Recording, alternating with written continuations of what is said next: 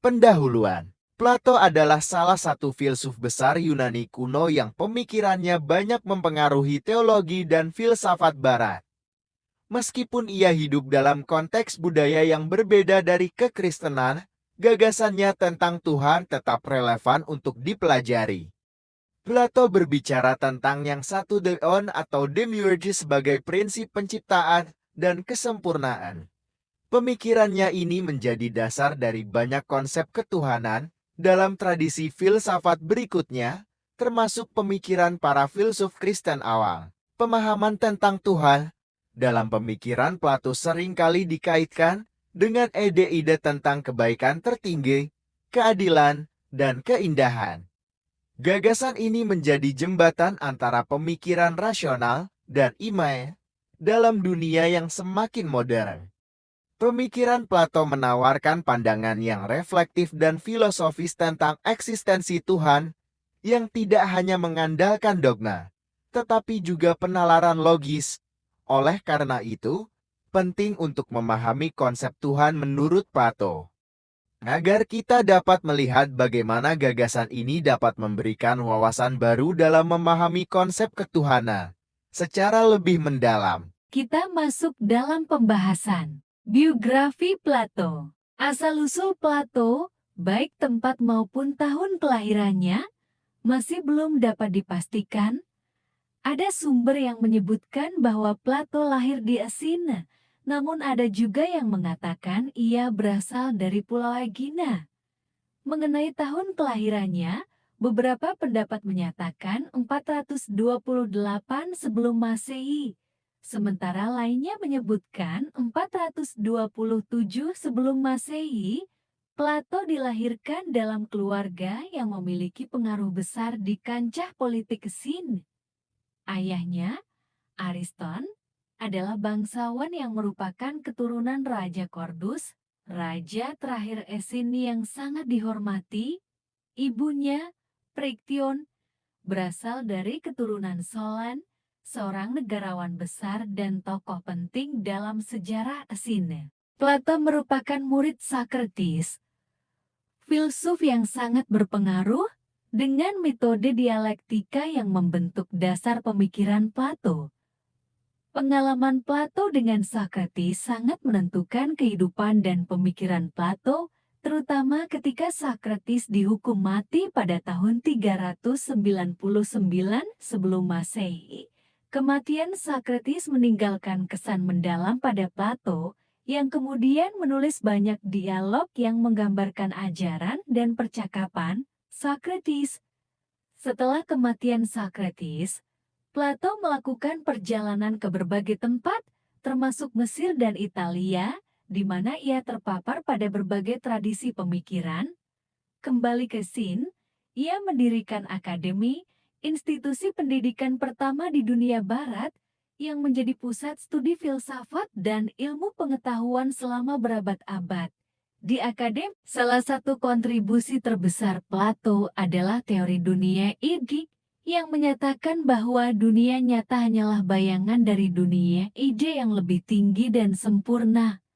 Menurutnya, segala sesuatu di dunia ini adalah refleksi dari bentuk ideal yang tidak dapat diakses secara langsung oleh indera manusia.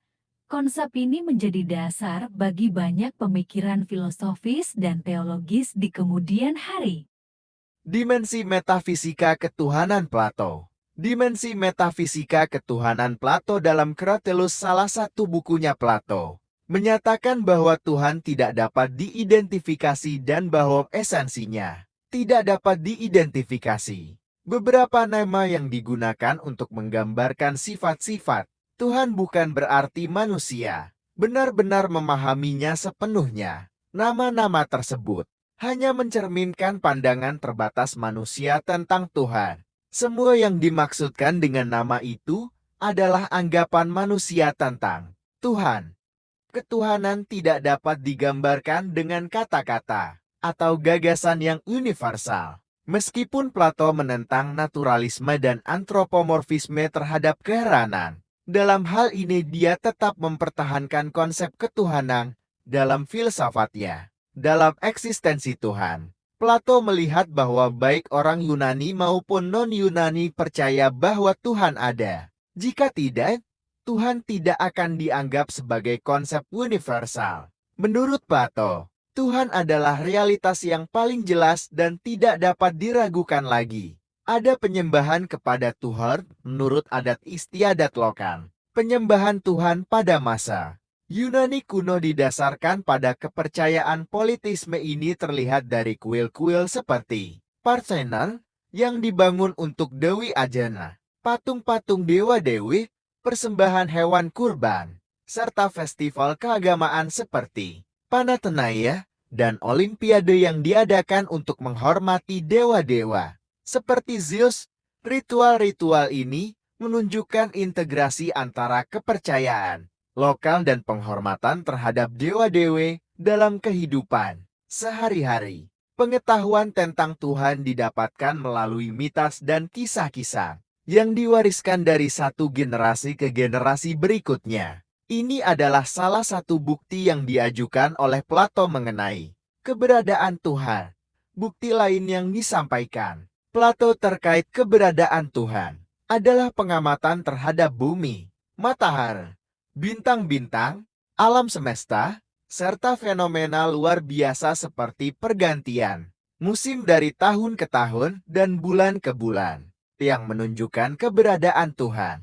Diperlukan adanya kecerdasan tertinggi di alam semesta, yang disebut jiwa alam semesta. Dalam karyanya yang berjudul Apologi, Plato menjelaskan teori ketuhanannya, di mana kecerdasan tertinggi ini merupakan yang paling unggul di antara semua jiwa yang ada di alam semesta.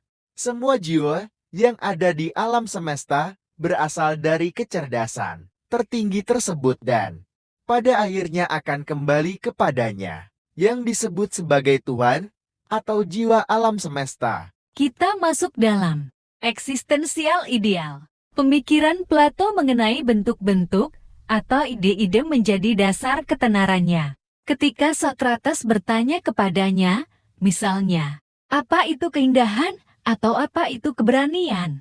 Plato tidak mencari definisi kata secara sederhana.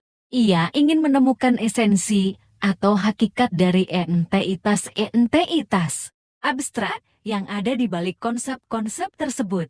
Bagi Plato, entitas-entitas ini tidak eksis dalam ruang dan waktu tertentu, melainkan sebagai sesuatu yang memiliki keberadaan yang tidak tergantung pada dimensi fisik. Jadi, benda-benda yang indah yang kita temui di dunia atau tindakan berani yang dilakukan oleh seseorang bersifat sementara dan singkat. Tetapi menurut Plato, keduanya mencerminkan bagian dari esensi keindahan dan keberanian yang sejati. Esensi atau bentuk sejati ini adalah ideal-ideal yang tidak pernah lenyap, yang eksistensinya mandiri dan abadi. Plato kemudian memperluas pemikirannya tentang hakikat moral dan nilai-nilai tersebut, menjadikannya sebagai pandangan umum terhadap realitas. Segala sesuatu di dunia ini hanyalah manifestasi sementara dan fana dari bentuk-bentuk ideal yang sempurna, yang keberadaannya tidak terikat oleh ruang dan waktu, keindahan, keberanian, dan semua bentuk ideal lainnya berada di luar batasan fisik, tidak bisa dihancurkan, dan memiliki eksistensi yang tetap. Dimensi ide. Menurut Plato, dunia yang kita lihat dengan panca indera hanya pantulan atau bayangan dari realitas yang lebih tinggi dan abstrak yang disebut bentuk atau ide. Dia mempercayai bahwa dunia material ini sementara dan berubah-ubah, sedangkan bentuk adalah realitas yang abadi dan konstan. Setiap objek atau konsep yang ada dalam dunia material adalah pantulan bentuk yang ideal. Plato membedakan antara dua realitas, dunia materi yang dapat dilihat dan dunia ide yang tidak dapat dilihat. Dunia materi adalah tempat kita berinteraksi yang bersifat sementara, penuh dengan objek yang terbatas dan berubah-ubah. Contohnya benda-benda yang sering kita gunakan dalam kehidupan kita setiap hari seperti ponsel, motor yang selalu mengalami perubahan dan juga pembaharuan. Di sisi lain, ada dunia ide yang bersifat abadi dan tidak berubah. Misalnya, konsep keindahan dan keadilan. Bentuk-bentuk ini adalah esensi dari segala sesuatu yang ada di dunia nyata. Misalnya, semua kursi yang kita lihat di dunia fisik hanyalah tiruan dari bentuk ideal kursi yang sempurna. Untuk memahami eksistensi ideal, Plato menggunakan alegori gua, di mana para tahanan terkurung dan hanya dapat melihat bayangan objek yang diproyeksikan di dinding gua. Mereka tidak mengetahui bahwa bayangan tersebut hanyalah refleksi dari objek nyata yang ada di luar gua. Ketika salah satu tahanan berhasil keluar, ia melihat dunia nyata dan akhirnya memahami keberadaan bentuk-bentuk ideal. Proses ini menggambarkan perjalanan menuju pengetahuan dan kebijaksanaan, di mana individu harus melepaskan diri dari keterbatasan persepsi indera untuk mencapai pemahaman yang lebih dalam tentang kebenaran. Dalam dunia ide adalah ideal yang tidak berubah, namun benda-benda indah di dunia nyata mencerminkan keindahan itu hanya dalam bentuk yang tidak sempurna. Contoh dalam kehidupan sehari-hari adalah bagaimana kita memahami kata keadilan. Dalam dunia ide, keadilan memiliki bentuk ideal yang sempurna, namun pada kenyataannya, sistem hukum dan kondisi sosial hanya berusaha mendekati keadilan tersebut, namun tidak pernah benar-benar mencapainya dengan sempurna. Dalam konteks moral dan etika, eksistensi ideal juga mengimplikasikan bahwa untuk mencapai kehidupan yang baik, manusia perlu berusaha memahami dan mengejar bentuk-bentuk ideal tersebut. Keadilan, misalnya, bukan hanya tentang tindakan yang benar di dunia fisik, tetapi tentang memahami keadilan itu sendiri sebagai bentuk ideal. Dengan kata lain, seseorang tidak hanya perlu melakukan tindakan yang dianggap adil, tetapi juga harus memahami esensi keadilan untuk bisa hidup dengan baik. Dengan demikian, eksistensi ideal dalam pemikiran Plato tidak hanya menjembatani dua dunia, manusia dan abstrak, tetapi juga menawarkan panduan bagi individu untuk memahami kehidupan dan mencapai kebahagiaan sejati. Melalui pemahaman tentang bentuk-bentuk ideal, manusia dapat mengatasi keterbatasan dunia fisik.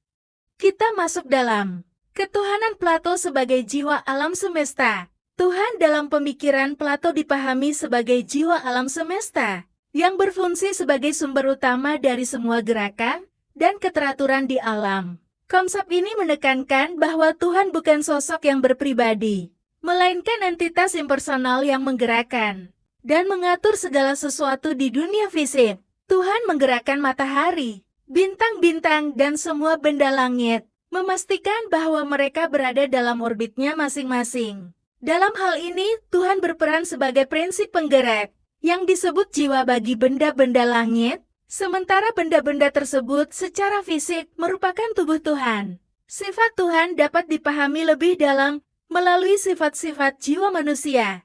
Plato dalam karyanya Phaedo menjelaskan bahwa jiwa manusia memiliki kesamaan dengan sifat-sifat Tuhan, seperti simpel, tidak dapat binasa, tidak dapat dimusnahkan, dan kekal. Jiwa manusia melalui proses dialektik dapat mencapai inteligensi tertinggi, yang merupakan pemahaman akan kebaikan dan keindahan absolut. Proses dialektik ini melibatkan argumen rasional, kritik terhadap asumsi-asumsi, dan eliminasi hipotesis hingga mencapai prinsip pertama yang tidak tergoyahkan.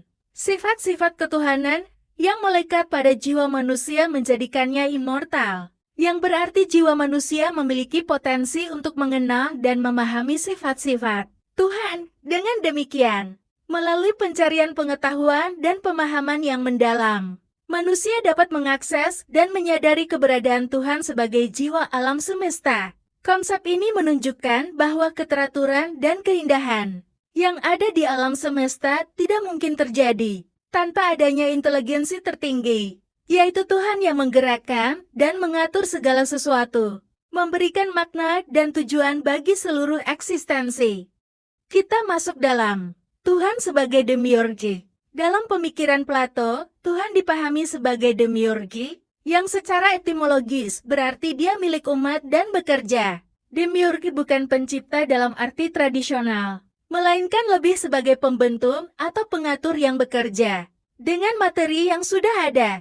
Menurut R.G. Collingwood, demiurge tidak menciptakan dari ketiadaan, tetapi mengambil modal praeksisten yang sudah ada dan membentuknya menjadi sesuatu yang lebih baik. Dalam konteks ini, membuat berarti membawa sesuatu ke dalam eksistensi dari kombinasi yang ada.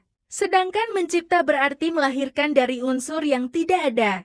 Richard D. Moore menjelaskan bahwa demiurge dalam filsafat Plato tidak memiliki kekuasaan mutlak seperti Tuhan dalam kekristenan. Sebagai demiurge, Tuhan tidak menciptakan materi, tetapi menemukan dan mengatur materi yang ada untuk menciptakan dunia yang mencerminkan model ideal.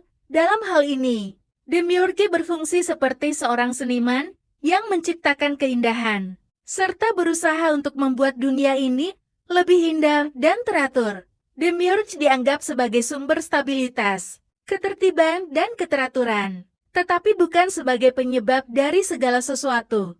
Makna sumber di sini lebih kepada upaya untuk memfungsikan dan menyatakan ketertiban sebagai bagian dari pekerjaannya. Dengan demikian, Tuhan dalam filsafat Plato tidak harus dipahami secara literal sebagai pencipta, tetapi lebih sebagai simbolisasi dari asal mula dan sumber kehidupan yang ada. Pertanyaan mengenai siapa pencipta maha kuasa tetap menjadi misteri dalam filsafat Plato, menimbulkan refleksi lebih dalam tentang sifat ketuhanan dan penciptaan. Kita masuk dalam Tuhan sebagai ide bukan pribadi. Dalam pemikiran Plato, konsep ketuhanan berbeda dari tradisi kekristenan yang menganggap kepribadian sebagai atribut esensial. Tuhan bagi Plato, Tuhan diidentifikasi sebagai ide, yang berarti kualitas atau esensi yang kekal dan tidak berubah, terpisah dari dunia fisik dan pikiran manusia yang berusaha untuk memahaminya. Ide bukan hanya representasi dari segala sesuatu, tetapi juga merupakan entitas spiritual yang memberi kehidupan. Kata ide berasal dari eidos, yang berarti paham dalam pikiran, dan secara filosofis diartikan sebagai representasi universal yang ada dalam pikiran manusia, sebagai hasil dari ide yang sesungguhnya. Dalam konteks ini, Tuhan sebagai ide berarti bahwa eksistensinya hanya ada dalam pikiran, menjadikan ketuhanan Plato sebagai kebaikan, keindahan, dan kesatuan konsep-konsep yang bersifat abstrak. Chiu Ritter menambahkan bahwa ide Plato menunjuk pada dasar objektif suatu konsepsi, yang memberikan keabsahan dan kepastian bagi pemahaman tersebut. Meskipun Tuhan dalam konteks Plato dapat disebut sebagai pencipta, bapa, atau kasih, ini tidak berarti bahwa Tuhan memiliki kemampuan untuk memelihara dan mengasihi manusia, seperti sosok berpribadi. Sebaliknya, Tuhan diartikan sebagai entitas yang mampu menolong dan mengarahkan manusia menuju kebaikan, sesuai dengan sifatnya sebagai ide dari segala ide. Dengan demikian, ketuhanan dalam filsafat Plato lebih bersifat konseptual dan impersonal, berbeda dengan pandangan plistik yang lebih personal. Kita masuk dalam penutup. Kesimpulannya, pemikiran Plato mengenai Tuhan memberikan perspektif yang berbeda dan menarik untuk dipahami. Plato menggambarkan Tuhan sebagai prinsip tertinggi yang menjadi sumber keteraturan dan kebaikan di alam semesta. Namun, Tuhan dalam pemikiran Plato bukanlah sosok yang berinteraksi langsung dengan manusia seperti dalam agama-agama teistik, melainkan lebih sebagai entitas impersonal yang bekerja secara rasional untuk menjaga keseimbangan alam. Dalam konsep demiurge, Plato melihat Tuhan sebagai pengatur dan pembentuk alam semesta, bukan pencipta yang menciptakan dunia dari ketiadaan. Demiurge bekerja dengan materi yang sudah ada, membentuknya sesuai dengan model ideal yang sempurna. Ini mirip dengan cara seorang seniman yang mengubah bahan-bahan mentah menjadi karya seni yang indah. Meski demiurge dianggap memiliki kekuasaan, kekuasaan ini tidak mutlak seperti dalam pemikiran teistik, melainkan terbatas pada pembentukan dunia yang mengikuti pola ideal. Selain itu, Plato juga melihat Tuhan sebagai jiwa alam semesta. Tuhan adalah kekuatan yang menggerakkan segala sesuatu di alam semesta, seperti matahari, bintang, dan planet, Tuhan menjaga keteraturan dan harmoni di alam ini. Konsep ini menekankan pentingnya keteraturan di alam yang menurut Plato tidak mungkin ada tanpa adanya inteligensi yang mengatur semua itu. And them haters talk, but there's nothing you could tell 'em. Just made $1 million, got another million on my schedule. No love for 'em, they could break it hard. No keys, push to start.